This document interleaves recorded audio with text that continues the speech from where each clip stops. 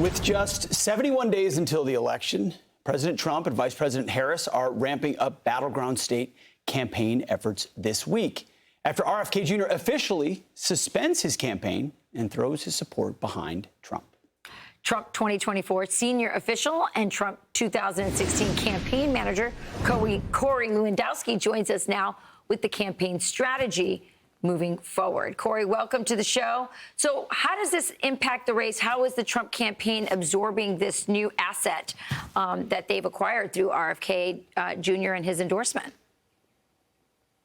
Well, look, the endorsement was an amazing success. You know, I was there in Arizona when RFK came out to the stage. The crowd was overwhelmingly supportive. And look, when we're talking these battleground states and you look at the numbers that JFK was pulling in some of these battleground states, you know, that support now transitions to the Trump campaign, puts us in a position to ensure success.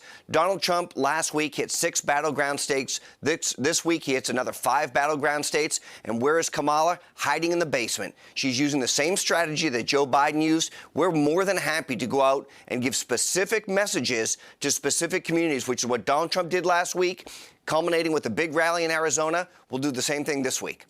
Corey, help me understand, if you would, the ballot strategy. RFK is pretty open about, I'm going to leave my name on the ballot in some states, take my name off the ballot in other states. He has been openly saying, if my name's off the ballot, I want you to move to Trump. So help me understand why in some states leave your name on the ballot. You know, Will, some of these states, it's really not going to make a difference. I don't think, to be fair, that we're going to be competitive in the state of California. And so if RFK wants to stay on the ballot there, it's perfectly fine. Look, RFK probably, if it was a fair system, would have won the Democratic nomination, but they kept him out of this. And he feels very hurt by that, and rightfully so. So every vote that he's going to take in those other states is going to come from Kamala Harris. We know that. It was a rigged system from the beginning. Not only would he have beaten Joe Biden if he had a fair shake, but then they went out and they coronated Kamala Harris to just give her this nomination without ever going through the process. So I think he's very angry. I think he's very hurt about the process. And he's going to show that his voters want an alternative to Kamala, even in these states that we don't think Donald Trump is probably going to be successful in, like the liberal state of California. You know, Corey, as you know, I mean, Kamala Harris didn't win a single primary, yet here she is the nominee. She's enjoyed fawning press, has taken no questions, has done no interviews, and that's become effectively her strategy. Run on the warm glow, extend the honeymoon as long as possible. It's on Donald Trump to burst that bubble. What's the campaign strategy to pull her out? How do you draw her out? How do you create an environment where she feels like she has to answer questions, has to do more than one debate? How do you approach that? Well, Pete, as you know, the media has given her a pass. Absolutely. She's got no policy positions on her website. No one's asking her questions about it. You look at her speech that she gave at the convention on Thursday. She mentioned Donald Trump 15 times. She mentioned the biggest issue in the country, which is inflation, 1 time. You know, she has no policy issues, and the media has given her a pass. Donald Trump, whether he was at the border this week or anywhere else that he has been, is taking questions from the media, and the media has done a disservice to the American people. Yes, we're going to have at least one debate. We should have more debates. But Kamala Harris and Tim Walz want to hide from the media. They don't want to answer questions because they're the most radical duo that the American people has ever faced for a presidential campaign. You know, Corey, it's so interesting, this RFK Jr.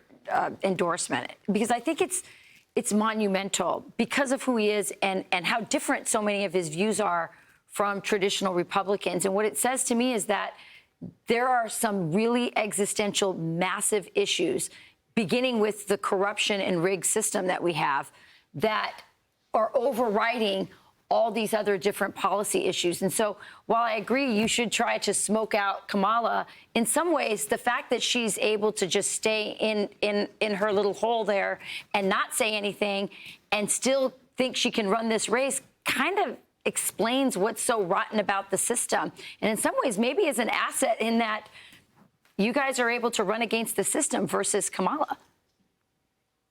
Well, Rachel, look, when you had Bobby on yesterday on your show, and he talked about how rigged the system actually is, not just the food industry, but the overall process. Yeah. And so, look, he's now going to have the opportunity to be on the road telling the American people exactly what he's witnessed firsthand, what he's seen firsthand, and he brings a completely different demographic. There's a whole group of people out there who are so fearful of the government because they indoctrinated us and forced people to get these shots. They didn't know what they were. Bobby's been out talking about that. And that is a group of people that now is going to continue to come to the Trump campaign, who maybe there was a reservation before, but Bobby's been such a strong advocate for making sure that you get to make your own choices and your family can, and not be forced by the government to do things. Now that he's with the Trump campaign, that's going to be a special opportunity for more people to come join us in our path to victory. Really quickly, Corey, we've got to go, but is it fair to assume, and you can obviously correct me if the assumption is wrong, that it was important to RFK to have a role in a potential Trump administration, and he will have a role in a Trump administration?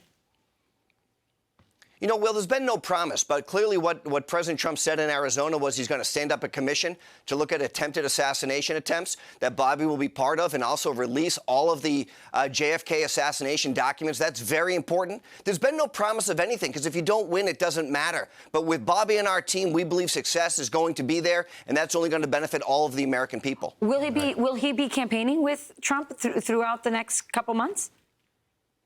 Yeah, we've got 71 days ahead. Bobby's going to be on the campaign trail. We're going to roll out some more endorsements coming this week. You're going to see it. And then we're going to be honored to have him on the trail, and a huge surrogate operation in addition to Senator Vance out there and President Trump. President Trump's in 5 more battleground states this week. And so there's no surprises where we're going to be. We know what the states are, and we're going to bring our message directly to the American people. Well, speaking of surrogate operations, Corey, we reached out to the Harris campaign for an interview, but shockingly, we have not heard back yet. We appreciate you answering our request. I'm shocked. Corey Shocked, Lewandowski. Pete. Yep. Thank you, Corey. Shocking. Thank you. Thanks, Corey. Thank you. I'm Steve Ducey. I'm Brian Kilmeade. And I'm Ainsley Earhart. And click here to subscribe to the Fox News YouTube page to catch our hottest interviews and most compelling analysis.